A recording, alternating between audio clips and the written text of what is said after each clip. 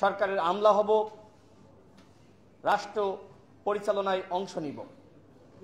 সেই লক্ষ্যেই মূলত কোটা সংস্কার আন্দোলনে অংশগ্রহণ করা। কিন্তু আমরা দেখলাম যারা আন্দোলনটা শুরু করেছিলেন, আন্দোলনটা সমন্বয় করছিলেন, তারা আসলে সামনে থাকতে চাচ্ছিলেন না। তারা সংশয়ে বা ভয়ের মধ্যে ছিলেন, যে কারণে আমরা সেই আন্দোলনের হাল ধরি এবং শেষ পর্যন্ত লড়াইটা চালিয়ে গিয়েছি। এই লড়াই করতে গিয়ে অসংখ্য ভার আমাদের উপরে হামলা মামলা, আমাদেরকে চোখ বেঁধে তুলে পর্যন্ত নিয়ে গিয়েছে। নিশ্চয়ই আপনারা ভুলে যাননি, ঢাকা মেডিকেলের সামনে থেকে আমাকে, নুরুল হক নূরকে, ফারুক হাসানকে চোখ বেঁধে মাথায় পিস্তল ঠেকিয়ে ডিবি পুলিশ তুলে নিয়ে যায়। এরপরে যখন সাধারণ শিক্ষার্থীরা তারা জানতে পারে, জানার পরে তারা আন্দোলন শুরু করলে আমাদেরকে তারা ছাড়তে বাধ্য হয়। তারপরে আমরা আন্দোলনটা বন্ধ করি নাই।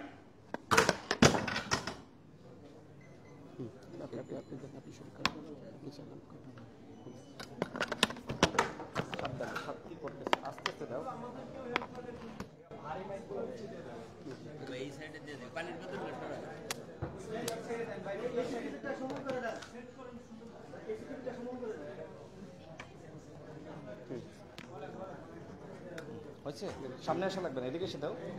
ওকে ওকে ওকে, ডান। আসলে এইখানকার এই ডায়াসটা খুবই ছোট, আশা করি কর্তৃপক্ষ এটা চেঞ্জ করবে। প্রিয় সাংবাদিক ভাইয়েরা, আমি যে কথা বলছিলাম, এরপরে সেই 30শে জুন গতকাল আমরা এই বিষয়ে বক্তব্য রেখেছি। লাইব্রেরির সামনে নুরুল হক নূরকে, হাসান আল মামুন সহ ফারুক হাসান, অন্যান্য নেতৃবৃন্দ যারা সেখানে উপস্থিত ছিলেন, তাদেরকে সেখানে রক্তাক্ত করা হয়। সেই ভিডিও সারা দেশের মানুষ আপনারা দেখেছেন। 1 জুলাই আমাকে অ্যারেস্ট করা হয়। কি কারণে? আমি এর আগে একটি বক্তব্য দিয়েছিলাম যে এই দেশটা কারোর বাপের না, যার যা খুশি মন চায় বক্তব্য দিবে আর আমরা কথা বলতে পারবো না, এটা তো হইতে পারে না।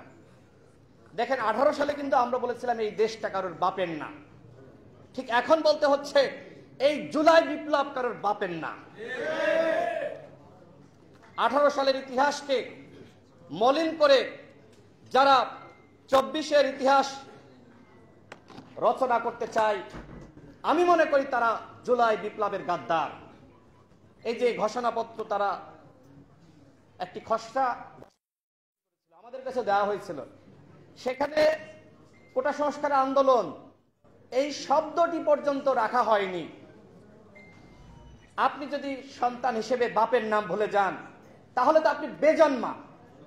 ঠিক যারা 2018 সালের স্মৃতিকে মুছে ফেলে, যারা কোটা সংস্কার আন্দোলন শব্দটিকে মুছে ফেলে আজকে নতুন ইতিহাস তৈরি করতে চাই, তাদের কাছে আমরা জুলাইয়ের ঠিকাদারি দিতে পারি না বন্ধুগণ। আমাদের স্পষ্ট কথা, জুলাই মাসেই জাতীয় জুলাই সনদ ঘোষণা করতে হবে, যেটি হবে রাষ্ট্র সংস্কারের ঘোষণাপত্র। সেখানে আগামীর বাংলাদেশ বিনির্মাণের দিক নির্দেশনা থাকবে, যেখানে ন্যায় বিচারের কথা থাকবে, যেখানে সাম্যের কথা থাকবে, যেখানে মানবিক মর্যাদার কথা থাকবে, যেখানে দীর্ঘ 14-15 বছর লড়াই সংগ্রামের অংশ হিসেবে যার পরিণতি 2024 সালের জুলাই বিপ্লব, এই জুলাইয়ের কথা থাকবে। এই জুলাই বিপ্লবে 2000 মানুষ শহীদ হয়েছে, 30,000 আহত যোদ্ধা। তারা স্বপ্ন দেখেছিল একটি নতুন বাংলাদেশের, কিন্তু আমরা লক্ষ্য করছি 1 বছর অতিবাহিত হতে যাচ্ছে, নতুন বাংলাদেশ তো দূরে থাক, সেই হাসিনার আমলের থেকেও আমরা খারাপ পর্যায়ে পৌঁছে গিয়েছি। এখনো পর্যন্ত সমাজে হানাহানি, লুণ্ঠন, চাঁদাবাজি, দুর্নীতি, মাদক, এখনো পর্যন্ত তদবির বাণিজ্য, এখনো পর্যন্ত সেই যাদের বিরুদ্ধে আমরা লড়াই করেছি তাদের পুনর্বাসন চলছে। এই সচিবালয়ে খোঁজ নেন উপদেষ্টাদের সচিব কারা, যারা হাসিনার সচিব ছিল। হাসিনার বান্ধবীরা আজকে কোন উপদেষ্টা সচিব হয়েছে, যুগ্ম সচিব হয়েছে। হাসিনার সুবিধাভোগীরা তারা আজকে আরো বেশি সুবিধা পেয়েছে। আমরা যে বৈষম্য দূর করার কথা বললাম, আজকে কি সমাজ থেকে বৈষম্য দূর হয়েছে বন্ধুগণ? আজকে আরো বৈষম্য বেড়েছে। আজকে মানুষে মানুষে বৈষম্য, রাজনৈতিক দলগুলোর মধ্যে বৈষম্য। এই বৈষম্যের জন্য তো আসলে 18-র কোটা সংস্কার আন্দোলন হয় নাই, 24-এর কোটা সংস্কার আন্দোলন হয় নাই, গণ অভ্যুত্থান হয় নাই। একটি বৈষম্যহীন মানবিক মর্যাদার একটি কল্যাণ রাষ্ট্র গঠন করার জন্যই গণ অধিকার পরিষদ 2021 সালে গঠিত হয়েছে। বাংলাদেশে যদি কেউ আনুষ্ঠানিকভাবে দল গঠন করে সংস্কারের কথা বলে থাকে, সেই কথা বলেছে গণ অধিকার পরিষদ। গণ অধিকার পরিষদ এদেশের রাষ্ট্র সংস্কারের কাণ্ডারি হিসেবে জনগণের কাছে গিয়েছে। এখন যে আলাপগুলো জাতীয় ঐক্যমত কমিশন করছে, এই আলাপগুলো আমরা তুলেছি 2021 সালে। আমাদের 21 দফা কর্মসূচিতে রাষ্ট্র সংস্কারের কথা রয়েছে। এইবার রাষ্ট্র সংস্কার হতেই হবে বন্ধুগণ।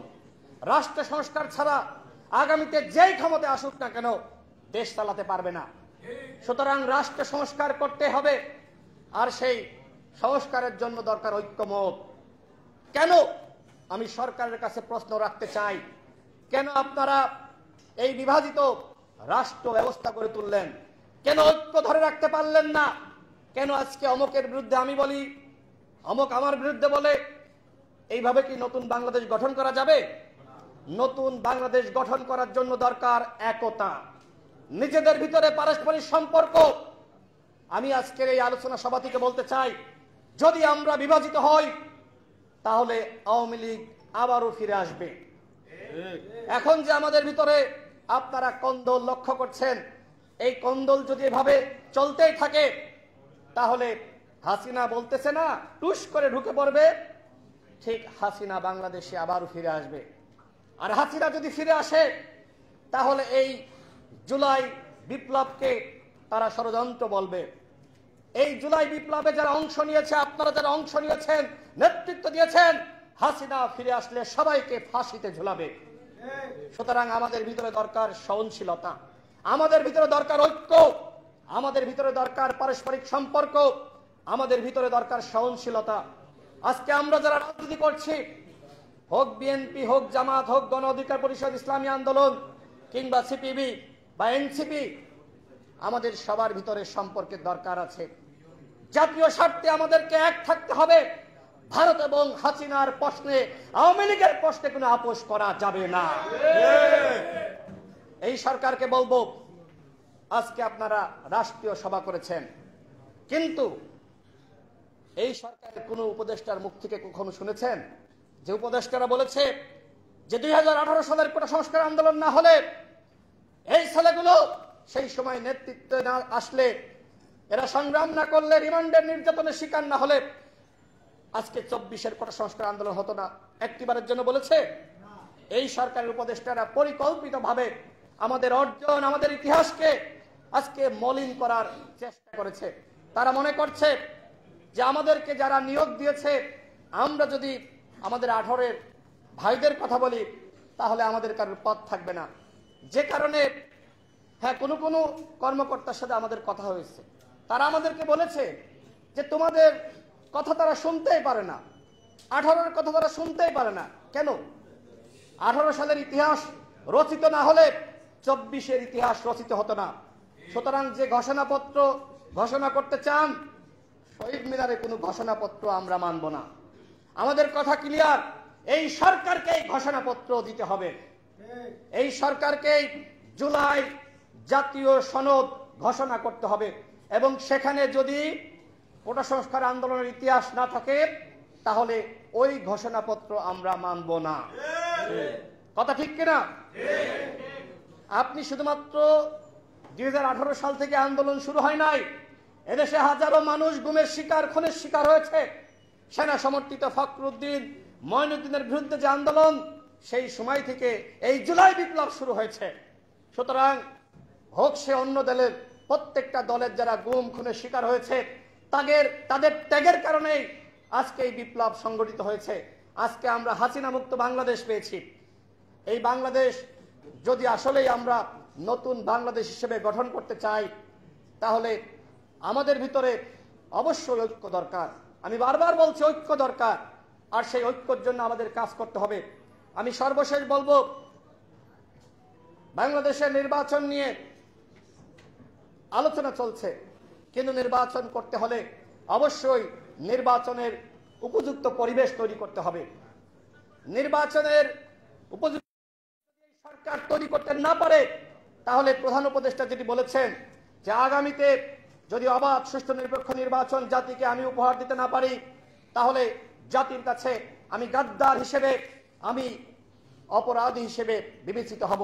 আমি সেটাই বলতে চাই যে আপনারা যে আগামীতে আন্তর্জাতিক মানে